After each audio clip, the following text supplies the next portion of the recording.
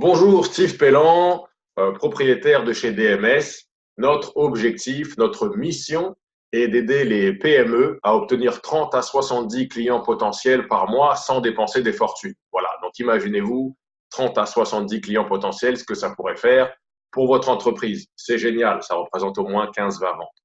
Donc, aujourd'hui, le but de la vidéo, c'est de parler vente. Voilà, tout simplement, pourquoi?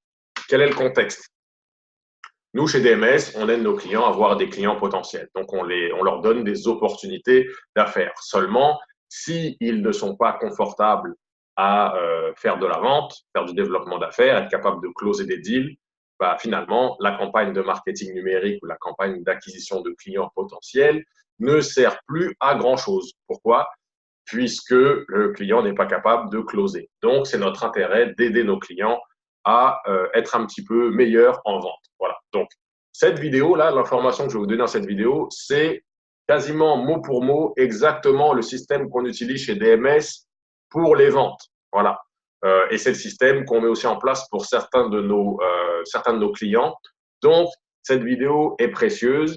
Cette vidéo, c'est du temps très bien investi si vous avez une entreprise ou si vous êtes un solopreneur ou quelqu'un comme ça, quelqu'un qui doit vendre ses produits ou services pour garder la lumière dans son bureau, voilà. Donc, ou pour engager des employés, voilà. Alors, ça dépend de ce que vous voulez faire, mais si vous faites des affaires ou si vous êtes un freelance, cette vidéo, c'est un bon investissement de temps. Alors, qu'est-ce que je vous recommande? Numéro un, prenez un stylo, voilà. De toute façon, pendant chaque réunion, chaque formation, réunion, peu importe, je vous recommande toujours d'avoir un stylo, peut-être que vous avez déjà un stylo, et de prendre une feuille, voilà, pour pouvoir, peut-être même 2 ou 3 feuilles. La vidéo va être longue, donc armez-vous de patience, prenez un petit café, voilà, appuyez sur pause, voilà, allez vous prendre un petit café, appuyez sur pause, revenez, mettez vos pantoufles, vos chaussons, je ne sais pas comment on dit, peut-être que vous êtes en Suisse, peut-être que c'est un autre mot, mais mettez-vous à l'aise, ça commence. Donc, l'objectif, là, les points qu'on va couvrir aujourd'hui lors de cette vidéo, ça va être comment prospecter. Donc, qu'est-ce que c'est que la prospection? Comment prospecter? Ensuite, comment qualifier? Qu'est-ce que c'est que la qualification?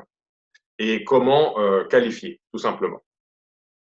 Comment obtenir un rendez-vous de présentation? Voilà. Donc ça, c'est très important. Plus vous avez de rendez-vous de présentation de solutions, plus vous allez avoir de ventes. Donc c'est très important. Comment obtenir un rendez-vous à chaque appel? Voilà, tout simplement. Ensuite, présentation. Donc comment effectuer une présentation de votre solution qui vous garantit de vendre au moins 30% à 30% de vos prospects? Voilà, tout simplement. Donc, je vais vous montrer exactement ce qu'on fait chez DMS. Voilà, je vais vous donner la recette secrète, la recette magique. Il va falloir être patient pour regarder la vidéo. Comment surmonter les objections? Donc ça, c'est vraiment super important aussi. Euh, c'est ce qui sépare les bons des meilleurs en vente. Voilà, comment être capable de gérer les objections pour pouvoir vendre vos produits ou services. Comment obtenir des recommandations? Voilà, c'est très simple, plus vous avez de recommandations, plus vous allez vendre. En plus, avec les recommandations, c'est plus facile puisque vous arrivez déjà avec un petit peu de crédibilité auprès du client potentiel. Donc voilà, c'est ce qu'on va travailler aujourd'hui. Si vous avez des questions, ça peut arriver. Vous avez des questions, j'ai oublié de couvrir quelque chose, vous n'avez pas compris mon accent, j'ai été trop vite, il manque quelque chose. Vous laissez un petit commentaire ou un petit message, vous m'envoyez un courriel, vous m'appelez, vous me contactez sur notre site web, voilà. Aucun problème, on va vous répondre. Donc, je ne sais pas si vous voyez cette vidéo sur LinkedIn, ou LinkedIn, comme disent les Français. Donc, je ne sais pas si vous voyez la vidéo sur LinkedIn, sur Facebook, sur YouTube, peu importe, sur notre site web, peu importe, il y aura un endroit où vous pouvez laisser un commentaire. Lorsque nous allons voir le commentaire, nous allons vous répondre tout simplement. Donc, commençons par le commencement. Comment prospecter? Donc, qu'est-ce que la prospection? La prospection, tout simplement, c'est l'activité de s'assurer qu'un client potentiel ait vraiment besoin de votre service et qu'il soit vraiment en mesure ou qu'il ait les ressources de, numéro un, se procurer vos services ou votre produit et aussi qu'il ait les ressources pour l'utiliser. Voilà. Donc, en gros, on veut s'assurer que la personne soit vraiment capable qu'elle ait vraiment besoin de vos services ou produits et qu'elle soit vraiment capable de se l'acheter et qu'elle soit aussi capable de l'utiliser. Voilà. On ne va pas vendre une voiture à quelqu'un qui n'a pas le permis de conduire, tout simplement. Voilà. Ou alors, on ne va pas vendre une voiture, ou on n'arrivera pas à vendre une voiture à quelqu'un euh, parce qu'il aimerait juste avoir une voiture alors que en marchant, il peut se rendre à l'école ou en marchant, il peut se rendre, peu importe. Voilà, il faut s'assurer qu'il y ait vraiment un besoin, voilà, et que le besoin qu'il y ait une émotion forte attachée au besoin. Exemple, si vous vendez un système d'alarme, on va demander à la personne pourquoi vous voulez un système d'alarme. Quelle est la raison qui vous fait magasiner pour un système d'alarme en ce moment? Voilà. Si la personne vous dit c'est parce que tout le monde a un système d'alarme, on vient d'acheter une maison, tout le monde a un système d'alarme, il en faut un. Ça, c'est une émotion très faible. Donc, là-dessus, ça va être très difficile de vendre. La personne n'a pas l'air très, très qualifiée. Voilà. Ou alors, elle va chercher le fournisseur le moins cher, puisque de toute façon, on s'en fout un peu, on n'en a pas besoin. Voilà.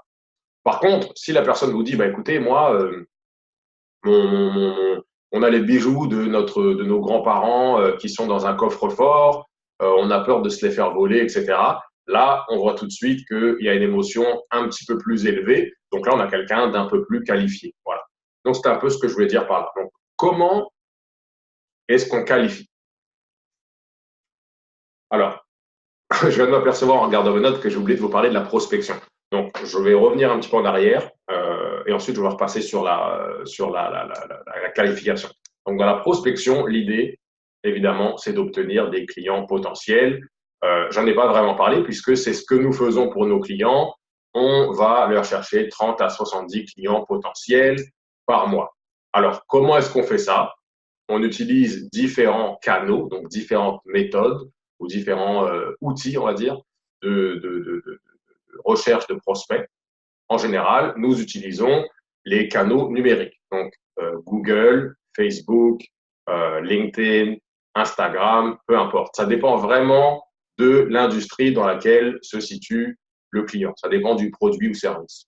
Par exemple, si vous vendez des produits à des usines, donc je ne sais pas moi, un container par exemple, vous allez avoir très peu de chances de faire des ventes ou d'obtenir des clients potentiels sur Facebook, puisque a priori c'est plus un canal de ce qu'on appelle B2C, donc business à un consommateur, voilà, donc à un client direct, pas nécessairement à un autre business. Donc, pour du business à business, LinkedIn pourrait être l'endroit. Sur LinkedIn, on peut faire de la publicité. Ça va faire l'objet d'une de mes prochaines vidéos. On peut faire, des approches organiques. Ça veut dire approcher les gens sans faire de publicité. Il y a des façons pour automatiser un petit peu le processus. Si vous avez des questions, n'hésitez pas. YouTube, Facebook, peu importe. Et avec tous ces outils-là, on peut faire de la prospection payante ou de la prospection gratuite, mais on va mettre un peu plus d'effort. Voilà. Donc, avant de sauter sur un outil comme ça, première chose, ouvrez-vous un compte, faites une recherche. On a quelques vidéos sur comment faire des recherches de mots-clés ou des sortes de mini-études de marché qui vont vous permettre de savoir combien de gens recherchent votre produit ou service, ou en tout cas, combien de gens respectent vos données démographiques que vous voulez cibler. Voilà, combien de jeunes entre 25 et 30 ans habitent à Montréal, par exemple, si c'est votre cible. Et là, on va regarder le marché.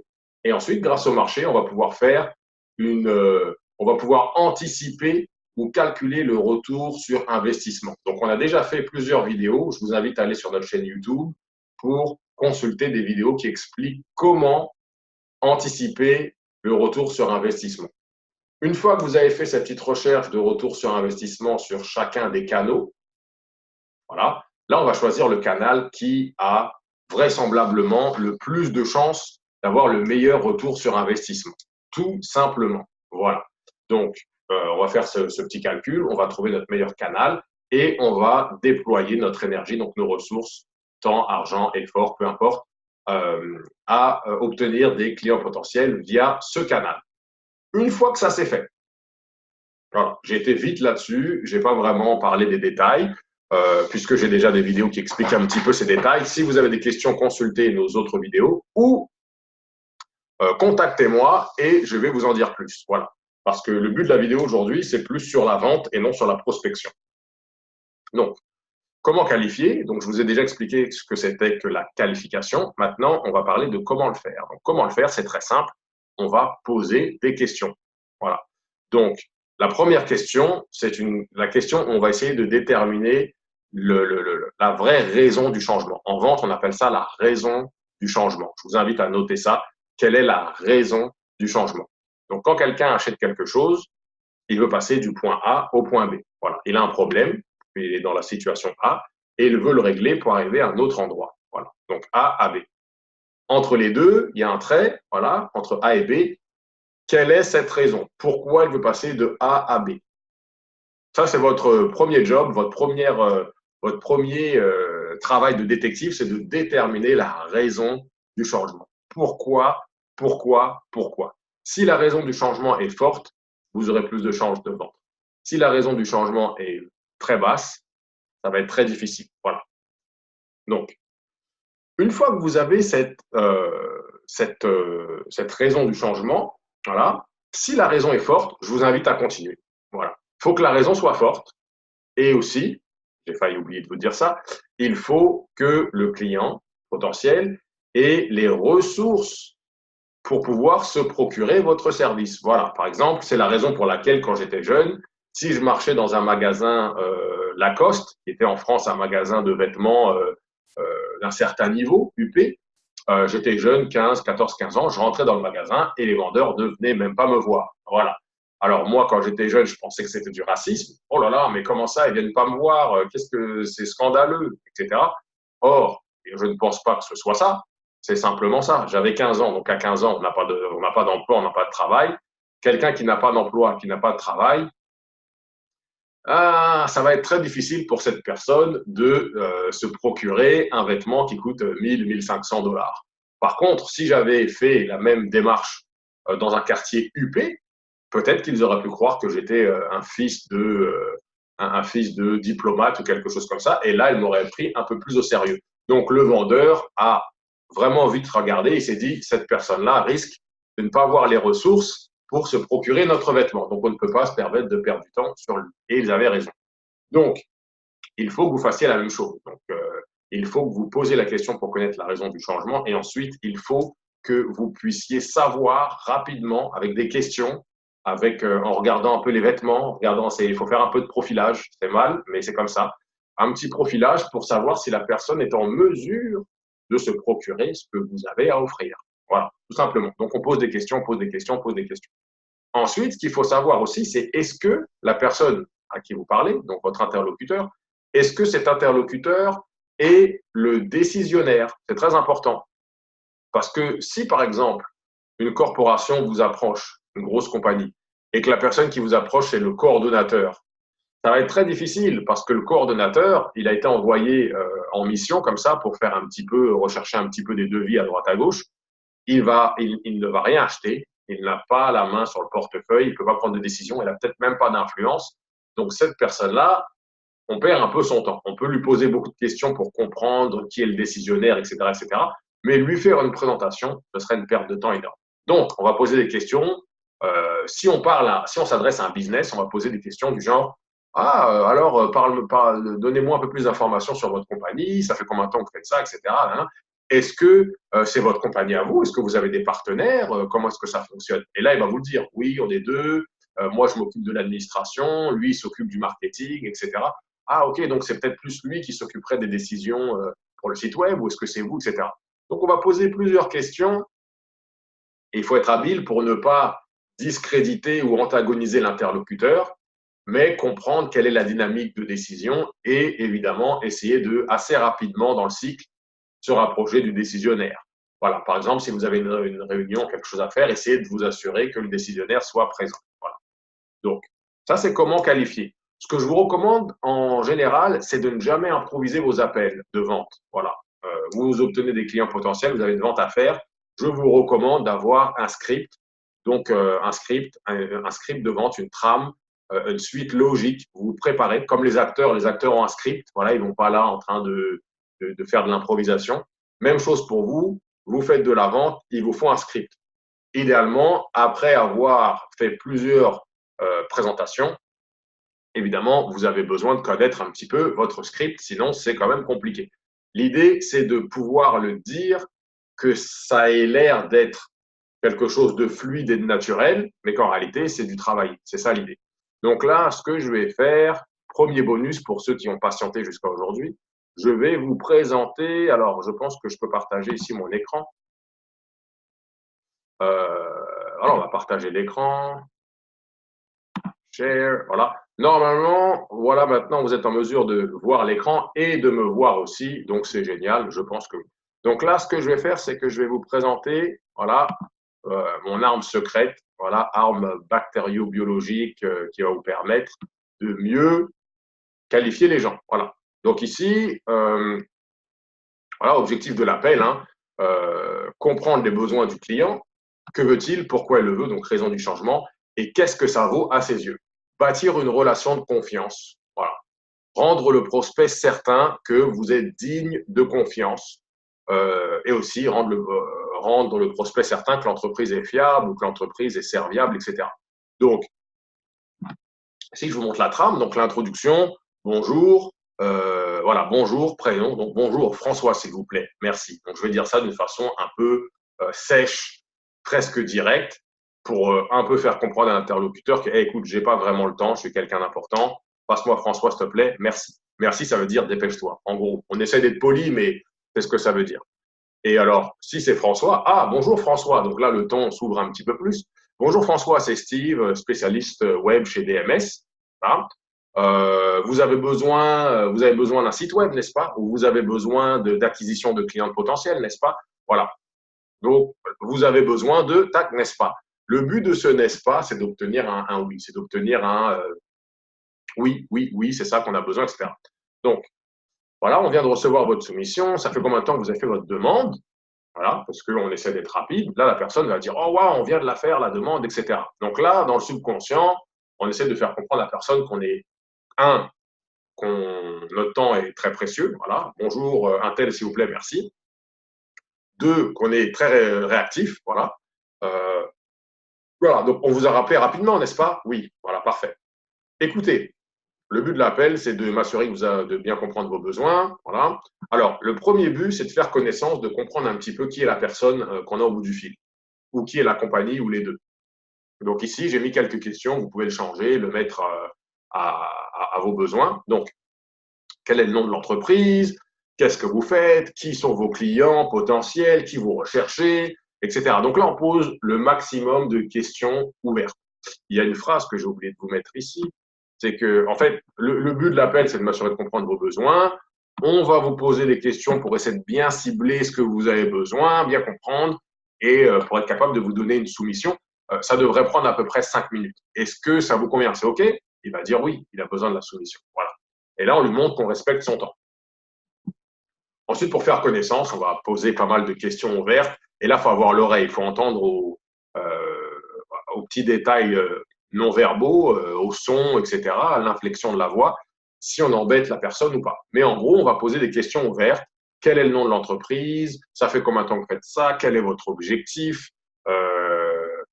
Ça fait combien de temps que vous êtes en affaires? Quelle est votre clientèle cible? C'est quoi le nom de la compagnie? Alors, est-ce que c'est vous le décisionnaire? Est-ce que vous avez des partenaires? Vous êtes tout seul? Comment elle fonctionne la compagnie? Etc. Donc, on pose pas mal de questions. Et alors, lorsque la personne parle, elle parle, elle parle, qu'est-ce qu'on fait? Armé de notre stylo et de notre casque d'écoute et de notre feuille, on prend des notes, on prend des notes, on prend des notes, on prend des notes, on prend des notes. Et lorsque la personne commence à arrêter de parler, on va lui dire c'est-à-dire, mais encore. Donc on le relance pour qu'il continue de nous donner de l'information.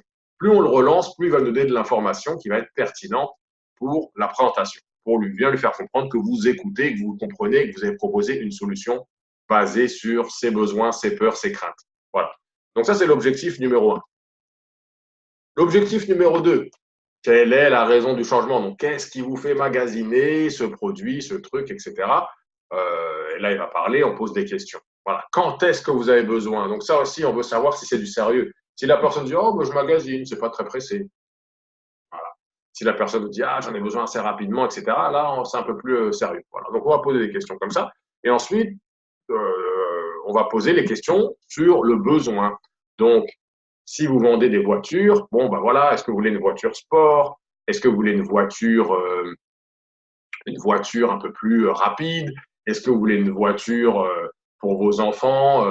Donc, vous avez dit que c'était pour vos enfants, donc il faudrait plus quelque chose de plus large, peut-être un van. Vous avez posé plein de questions. Vous avez besoin de la climatisation, aussi des clous d'hiver. Donc, on va poser toutes les questions techniques par rapport au projet pour être sûr de savoir exactement ce que la personne veut. Voilà. Plus on est détaillé et pointu sur ces questions, plus on va avoir une solution qui correspond à ce que la personne veut, tout simplement. Voilà. Alors, la dernière étape de cet appel, qui est l'étape la plus importante, c'est on va closer. Mais on ne va pas closer une vente, on va closer un rendez-vous. Donc, première chose qu'on va dire, au vu de ce que nous venons de discuter, une solution comme celle-ci, ça devrait être à peu près, grosso modo, comme ça, une voiture comme ça, avec tout ce que vous voulez, ça devrait être à peu près 20-25 000 là, sur le marché. C'est bien ce que vous aviez en tête, n'est-ce pas? Ça, cette question-là, elle est faite pour vraiment revalider que la personne a vraiment le budget. Donc, encore, on le requalifie un petit peu. Si la personne vous dit oui, mais elle a l'air de mentir, voilà, on va peut-être reposer des questions. Vous savez, c'est un peu les prix du marché. Là, hein. Ou alors, oulala, il n'a pas l'air sérieux, on oublie. Sinon, si la personne dit oui, oui, c'est ce que nous avions prévu, etc., hein, bon, voilà. Ben, écoutez, moi, ce que je peux faire, je peux vous créer une offre de service. Voilà, l'offre de service, ça va contenir un peu qui on est, comment on travaille, le processus de création et évidemment le prix de combien ça va prendre, un peu l'échéancier, les termes, etc. Donc moi, je peux monter ça pour vous. Mais en général, une fois que j'ai rédigé l'offre, ce que je m'assure de faire, c'est de l'expliquer ou de la présenter au décisionnaire pour m'assurer qu'il comprenne bien ce dont on parle et que s'il a des questions, bah, il peut nous les poser directement au lieu que ça prenne du temps ou qu'il y ait des incompréhensions. Donc là, c'est quand là, le meilleur jour, là, les meilleurs jours dans les prochains jours, c'est quand le meilleur moment pour vous présenter cette solution, soit au téléphone, soit à vos bureaux ou à nos bureaux, peu importe, ça dépend comment vous travaillez. Donc là, le but, c'est quel est le meilleur moment. Voilà, on le fait sortir son calendrier, vous sortez le vôtre, voilà, notre calendrier est là, je suis disponible mercredi, ça vous va? Et là, il va dire oui, donc parfait, on le book. Ou il va dire non, peut-être jeudi, ou voilà. S'il veut vraiment pas vous booker, ça veut dire que c'était pas sérieux. Voilà. Sinon, il faudra vendre. Et la première chose à faire, ce sera de vendre cette réunion. Donc, comment est-ce qu'on la vend? Bah, vous semblez hésitant, qu'est-ce qui vous fait hésiter, etc. Et puis après, il faudra tout simplement euh, surmonter les objections. Voilà. Donc, en gros, c'est ce que je veux dire par comment qualifier, comment obtenir le rendez-vous de présentation. Donc, ça, c'est très important, ces deux étapes. Donc, maintenant, ça nous amène à la présentation. Donc là, euh, voilà, je vais revenir sur moi. On va repartager l'écran après. La présentation, c'est très important. Donc, n'envoyez jamais une soumission comme ça par écrit. Voilà la soumission. Voilà, parce que là, ce qui va se passer, c'est que si vous envoyez la soumission comme ça, ça va juste être un concours de qui est le moins cher. Voilà, le prospect ne vous a pas vu, il ne vous parle pas, il ne connaît pas. Tout ce qu'il va faire, c'est prendre votre prix, regarder avec le prix de Pierre, Paul ou Jacques. Il ne va même pas regarder ce que vous lui présentez. Et bah, si vous êtes le moins cher, il va peut-être vous rappeler. Si vous n'êtes pas assez cher, il va dire, oh, lui, il n'a pas l'air trop assez cher, donc peut-être qu'il n'est pas bon. Il va y aller au prix. Voilà, le prix sera le seul élément de décision, ce qui est très dangereux. Voilà. Donc moi, je vous recommande pas de faire ça. Je vous recommande de présenter la solution parce que vous allez vous présenter. Il va voir que vous êtes sérieux, vous êtes à l'heure, que vous avez de la valeur à ajouter. Et ensuite, vous allez lui présenter le prix, mais le prix aura été présenté après avoir présenté tout ce que vous pouvez faire pour eux. Donc, là, ce que je vais faire, c'est que je vais rapidement vous présenter un document que nous utilisons pour faire des présentations. Donc voilà, c'est un document qu'on a fait une sorte de PowerPoint, mais on utilise Google Slide. Donc voilà, on a une page de présentation. Je vous recommande de prendre le temps de faire quelque chose de très bien d'un point de vue du contenu. Et ensuite, mandater quelqu'un, un artiste graphique. Vous pouvez nous demander à nous, on peut vous aider. Mais mandater quelqu'un pour que votre proposition soit la plus esthétique et la plus visuellement attirante possible. L'idée là, c'est qu'on va mélanger l'émotion avec la raison. Donc, si votre document n'a aucune valeur émotionnelle, ça va être très difficile. Donc, on essaye de faire quelque chose de très pro. Donc là, je vais aller assez rapidement. Donc, slide numéro 1, voilà, présentation, nom du client, etc. Ensuite, vous allez mettre vos coordonnées. Ensuite, vous allez mettre peut-être les services que vous offrez. Voilà. Pour que la personne sache, OK, aujourd'hui, on parle d'un site web, mais vous savez, on fait d'autres choses. Ensuite, vous allez mettre peut-être les logos des compagnies avec lesquelles vous travaillez. Voilà, ça c'est le 4. Ensuite, vous allez mettre peut-être, là on est en anglais, j'aurais peut-être dû prendre une version française du document. Là, vous allez mettre les éléments différenciateurs. Donc, pourquoi vous par rapport à vos compétiteurs. Voilà. Nous, on est à l'heure, quand on dit qu'on fait quelque chose, on le fait. Peu importe, ça c'est pour nous. Et vous, vous avez sûrement quelque chose qui vous différencie des autres. Voilà. Donc, listez ces choses-là. Ensuite, vous pouvez parler de votre équipe ou alors des personnes qui vont créer la solution. Donc, vous pouvez prendre je vous recommande d'aller voir un photographe professionnel, prendre des photos, faire un slide. Donc, ça, c'était notre ancien visuel. Maintenant, on a un visuel où il y a nos 3 membres de l'équipe, etc. Donc, contexte, donc voilà. Là, on va parler du contexte. Donc, un petit peu, ici, dans cette slide, on va parler des problèmes du client potentiel. Donc, toute l'information que vous avez récoltée lors de l'appel de détection, on va dire, lors de cet appel, vous allez remettre toute l'information vraiment importante, pertinente, pour que la personne se comprenne que, ah oui, ils m'ont vraiment écouté, c'était vraiment ça mon problème, voilà. Ensuite, on passe à la solution. Donc, la solution, voilà ce qu'on vous propose. On va faire 1, voilà, 2, voilà, 3, voilà. Donc, l'idée, c'est le plus que possible, vous prenez votre solution et ensuite vous marquez le bénéfice. Voilà, là, on ne l'a pas très bien fait, mais par exemple, audit de votre compte actuel.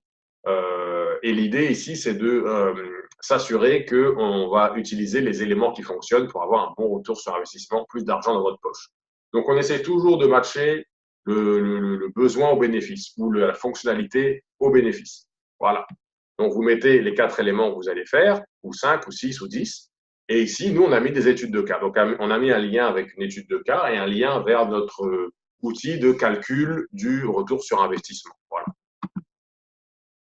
Ensuite, on va mettre ici voilà. Donc ici, pour chaque point, on va vraiment aller dans le détail. Voilà exactement ce qu'on va faire. 1, 2, 3, 4, 5, 6, 7. Voilà. Même chose pour chacune des étapes. On va vraiment exploser le requis sur voilà tout ce qu'on va faire, voilà combien ça va coûter, etc. Voilà. Voilà. Ensuite, vous pouvez mettre quelques exemples de réussite. Voilà.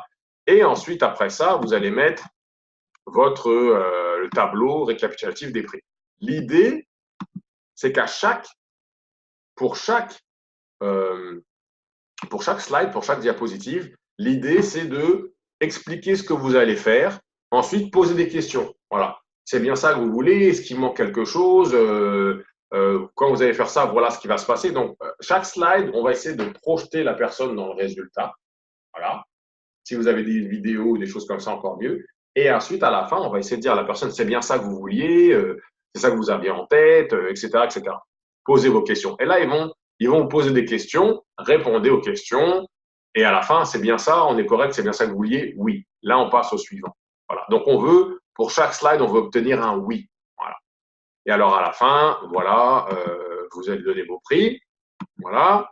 À la fin, alors, lorsque c'est les prix, oui, alors est-ce que c'est bien ça? Ça correspond à votre budget. On s'était parlé de ça comme budget, donc normalement, c'est bon. Voilà. Est-ce que vous. Voilà. Donc là, l'idée, c'est qu'une fois que ça s'est fait, vous voulez tout de suite closer aujourd'hui. Donc, vous allez dire, bon, tout est beau, c'est bien ça que vous voulez. OK, alors quand est-ce qu'on démarre? Vous voulez qu'on démarre lundi ou mercredi prochain? Donc, on leur laisse une petite idée, un petit choix. Si vous dites mercredi, c'est réglé. Sinon, ils vont vous essayer de vous dire, ah, mais non, pas tout de suite, etc. Ce qui nous amène à la dernière partie, c'est surmonter les objections. Donc, surmonter les objections.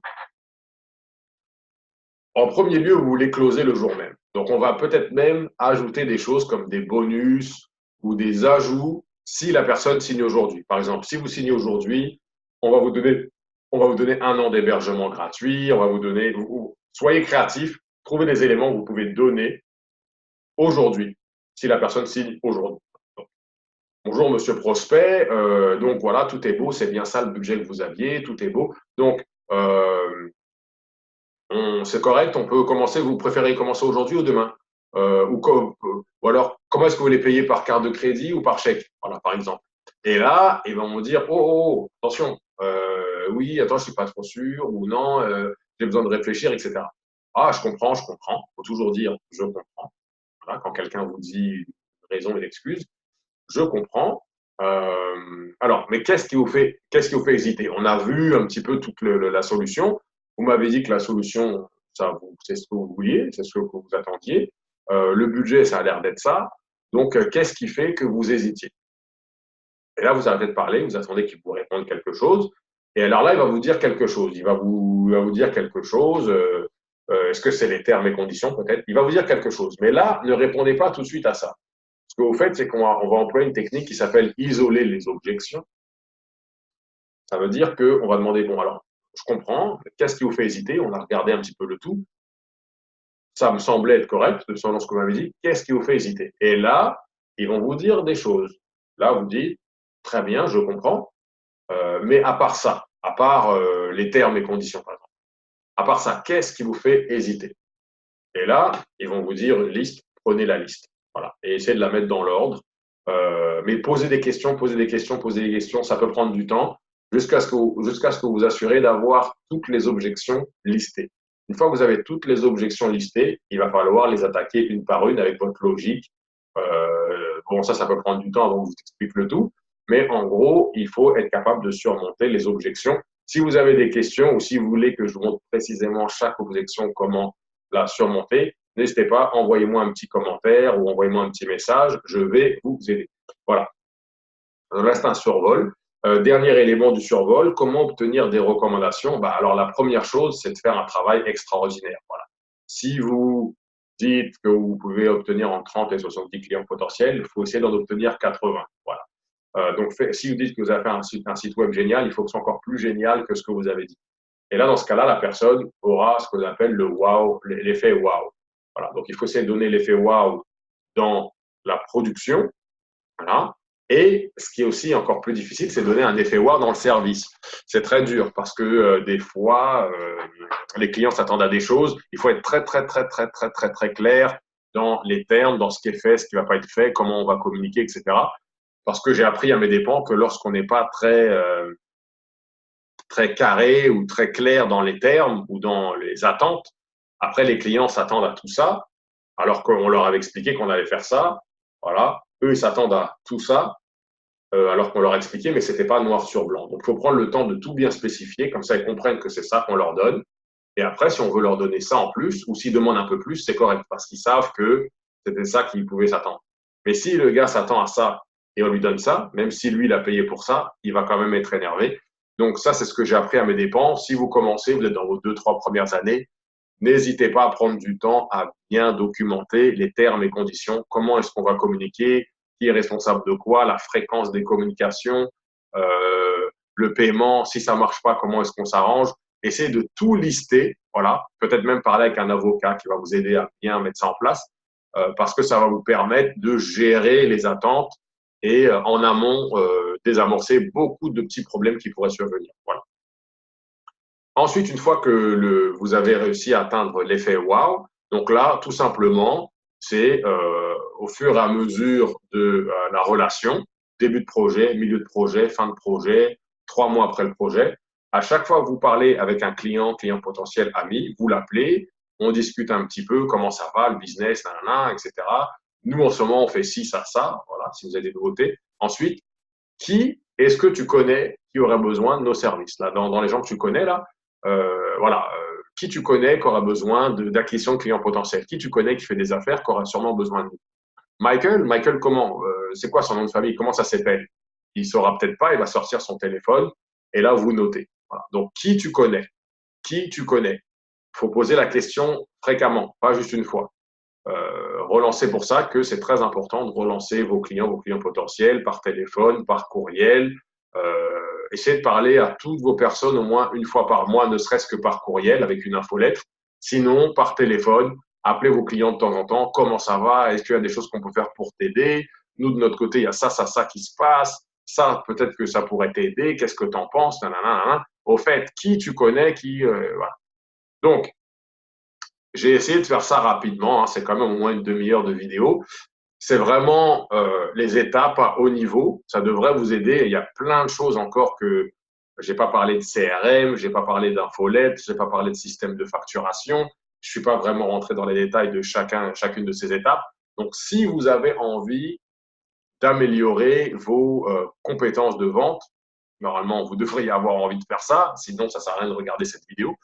N'hésitez pas à me contacter. Contactez-moi maintenant. Envoyez-moi un petit message, un petit formulaire. Remplissez le formulaire. Appelez-moi. Bookez un appel, peu importe.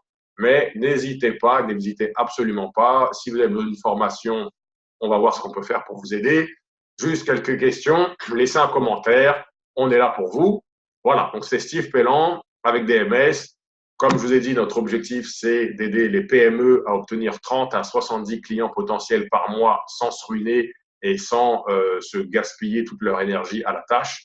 Voilà, donc on vous apporte des clients qualifiés, des petits pains qu'il n'y a plus qu'à manger. Et là, je vous ai appris comment manger. Voilà, tout simplement. Donc, j'espère vous parler bientôt. Merci beaucoup énormément pour m'avoir donné l'opportunité de partager un petit peu des choses que je connais. Merci beaucoup et bonne journée, soirée, peu importe.